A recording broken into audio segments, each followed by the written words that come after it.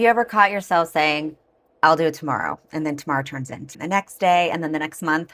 The dishes pile up, the emails go unanswered, the project is untouched, the laundry sits piling up and doesn't get folded. And somehow you spent an hour scrolling on social media instead. Well, if that sounds familiar, you're definitely not alone. I'm Julie Zubryd. I'm a licensed professional counselor, and today we're going to talk about 15 ways of how to stop procrastination without beating yourself up.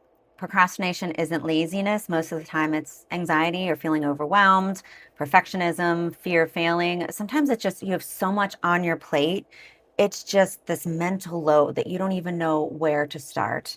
Your brain looks at this big task and says, that's uncomfortable. Let's literally do anything else. I would rather watch paint dry than do this big task. But the good news is perfectionism isn't a personality trait. It is actually a habit, and habits can change. Today, I'm going to share 15 practical strategies that can help you get off of your butt and get motivated. Number one is called the 2-minute rule. One of the biggest mistakes people make is thinking about the entire project instead of the first step. Instead of saying, I'm going to organize my whole office, tell yourself, I'm going to organize this drawer right here. Instead of saying, I'm going to write an entire report, just say, I'm going to write down a few sentences and a few ideas. Once you're moving, it's easier to keep going. An object in motion stays in motion. How do you eat an elephant? One bite at a time. Don't think about the whole elephant. Think about one bite. The next thing is the 5-second rule. Now, I'm not talking about you dropped something on the floor and you got 5 seconds to eat it. That's not the 5-second rule I'm talking about. I'm talking about when you notice yourself hesitate, count backwards. 5, 4, 3, 2, 1, go.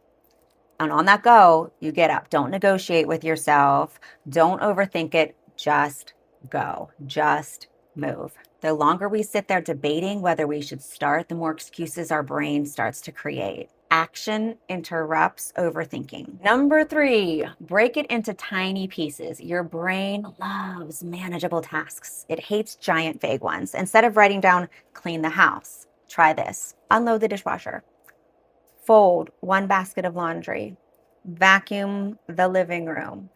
Every completed item gives your brain a little dopamine boost. Motivation builds momentum. When you complete something, you could say, man, I rocked that laundry fold in. I am the queen of unloading the dishwasher. Celebrate. The next one is the Pomodoro method. It's a timer for 25 minutes. Set a timer, focus on one thing. And when the timer goes off, take a 5-minute break, then repeat. Knowing a break is coming makes tasks feel less overwhelming. And honestly, almost anyone can tolerate 25 minutes. You can see the light at the end of the tunnel. 25 minutes, I got that, then I got a break coming. Number 5, remove distractions.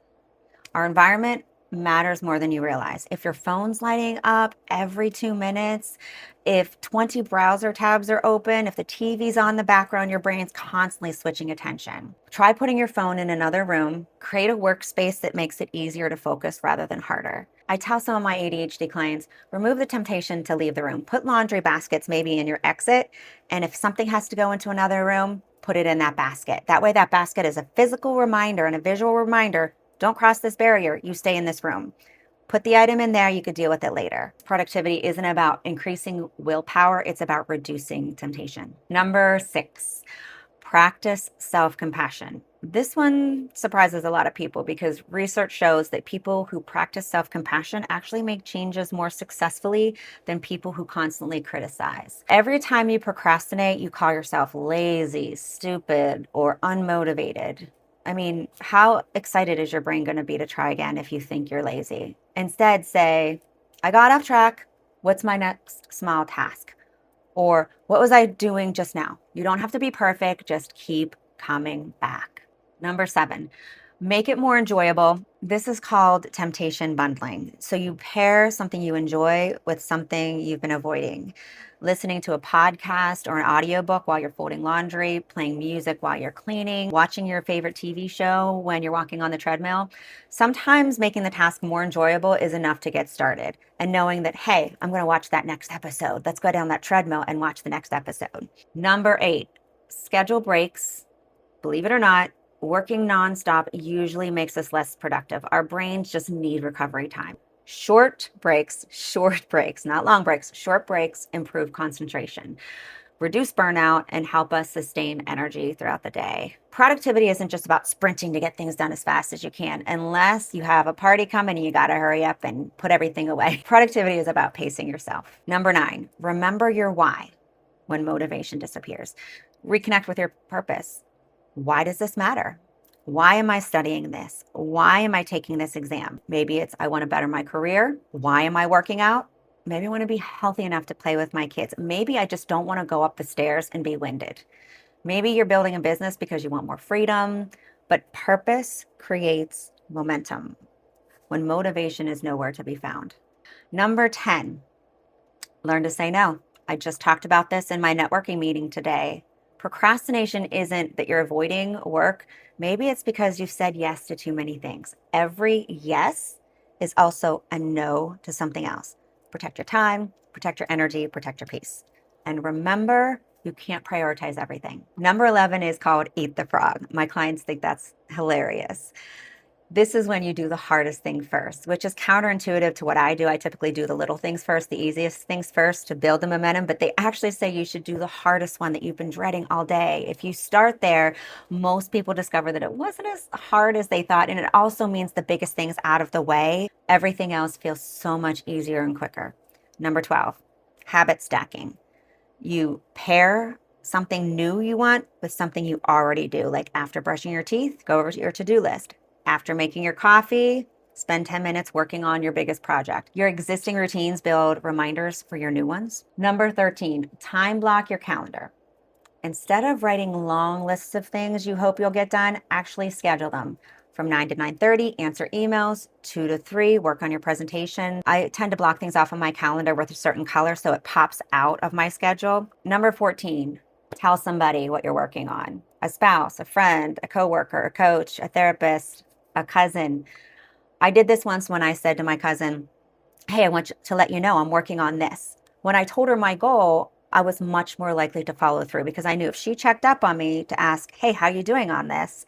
She was cheering me on and holding me accountable. Number 15, focus on progress, not perfection. This may be one of the biggest ones at all.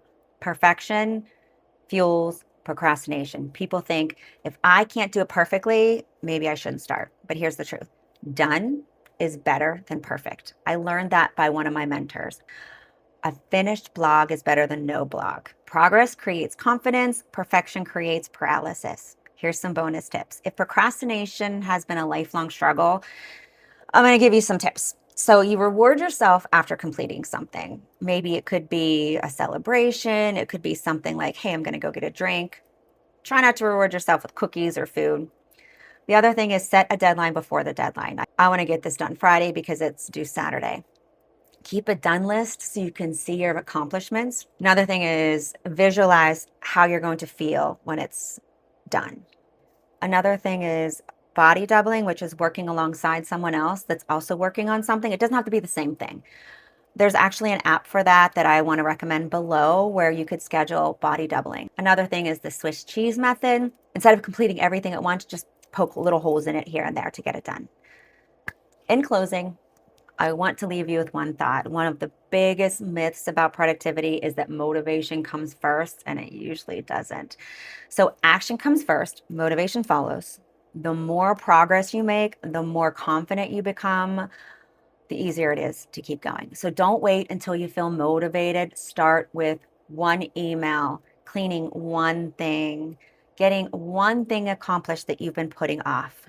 Remember this, small steps repeated consistently create extraordinary results over time.